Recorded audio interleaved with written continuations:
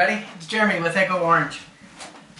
So today we would like to bring you our FAQs. We've been getting a lot of questions and we'd like to answer those for you today.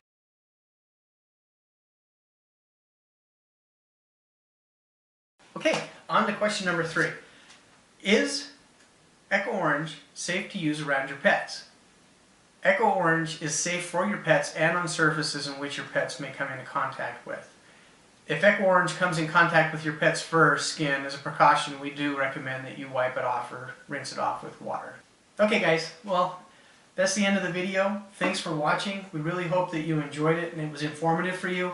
If you like the video, give us a thumbs up. Please subscribe below. And don't forget to leave us your email address on the website so that we can send you updates for current products, tips, tricks, new upcoming products.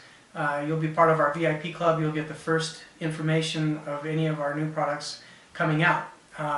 You'll be awarded exclusive offers. And if you didn't like the video, give us a thumbs down, but please comment below and let us know what we did wrong or what you didn't like so that we can improve for our next videos. So, happy cleaning and take care. Thanks.